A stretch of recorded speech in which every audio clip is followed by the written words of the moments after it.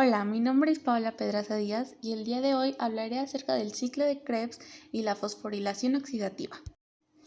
El ciclo de Krebs, o también llamado el ciclo del ácido cítrico, es una pieza central de la respiración celular producida por la oxidación del piruvato y derivada originalmente de la glucosa. Es una ruta metabólica, es decir, una sucesión de reacciones químicas que forman parte de la respiración celular en todas las células aerobias, donde es liberada energía almacenada a través de la oxidación. El ciclo de Krebs solo es posible gracias a la molécula de glucosa, que produce el ciclo de Calvin o la fase oscura de la fotosíntesis. La glucosa, mediante el glucólisis, genera dos piruvatos que producirán en lo que se considera como la fase preparatoria del ciclo de Krebs, acetil-CoA, necesario para obtener el citrato y ácido cítrico. Y el ciclo de Krebs produce la gran mayoría de los ATP teóricos que generan la respiración celular. Se considera el ciclo de Krebs desde la combinación de molécula de 4 carbonos, oxalacetato y ácido oxalacético, con la coenzima acetil-CO2 de 2 carbonos para producir ácido cítrico o citrato de 6 carbonos. En este sentido, el ciclo de Krebs produce 3 NDH de 3 NDH+, un ATP de un ADP y un FADH2 de un FAD. El ciclo de Krebs recorre cada ciclo dos veces simultáneamente por las dos coenzimas acetil-CoA, que generan los dos piruvatos mencionados anteriormente. Cada ciclo se divide en 9 u 8 pasos, donde se detallarán las enzimas catalizadoras más relevantes para la regulación del equilibrio energético necesario. El primer paso del ciclo de Krebs es la molécula de acetil-CO2 de 2 carbonos se une a la molécula de oxalacetato de 4 carbonos. Estas liberan un grupo CoA, produciendo citrato de 6 carbonos, también llamado ácido cítrico. En el segundo y tercer paso, la molécula de citrato de 6 carbonos se convierte en isómero isocitrato, primero retirando la molécula de agua para en el siguiente paso incorporarse nuevamente. Todo esto produce isómero isocitrato y H2O. En el cuarto paso, la molécula de isotratato de 6 carbonos se oxida transformándose en acetoglutarato. Esta libera una molécula de CO2 y produce aceoglutarato de 5 carbonos y NADH de NADH+. Su enzima relevante es el isotrato de deshidrogenasa. En el quinto paso, la molécula de acetoglutarato de 5 carbonos se oxida obteniendo succinil-CoA. Esta libera también una molécula de carbono.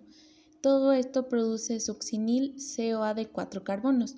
Su enzima relevante es el aceoglutarato deshidrogenasa. En el sexto paso, la molécula succinil-CoA de 4 carbonos sustituye su grupo CoA por un grupo de fosfato produciendo succinato. Esto produce succinato de 4 carbonos y ATP de ADP o GTP de GDP. En el séptimo paso, la molécula de succinato de 4 carbonos se oxida formando fumarato. Esto produce fumarato de 4 carbonos y FADH2 de FDA. Enzima permitente que el FDH2 transmite sus electrones directamente a la cadena de transporte de electrones. En el octavo paso, la molécula de fumarato de 4 carbonos se le agrega a la molécula de malato. Esta libera H2O y produce malato de 4 carbonos. En el noveno paso, la molécula de malato de 4 carbonos se oxida, regenerando la molécula de oxalacetato y produce oxalacetato de 4 carbonos y NDH de ND+. Todo esto se vuelve a hacer por un ciclo. La fosforilación oxidativa.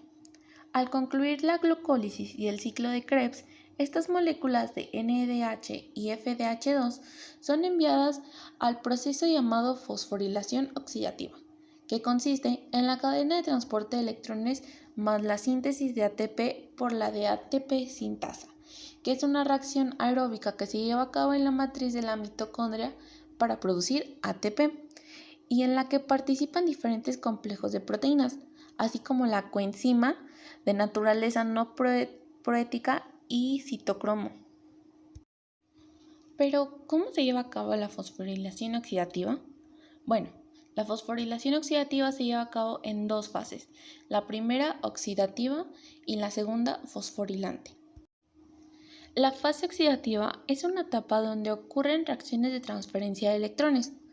Estas reacciones son de tipo redox y reciben el nombre de cadena respiratoria. Estas cadenas reciben a los electrones que vienen en forma de NDH y FDH2.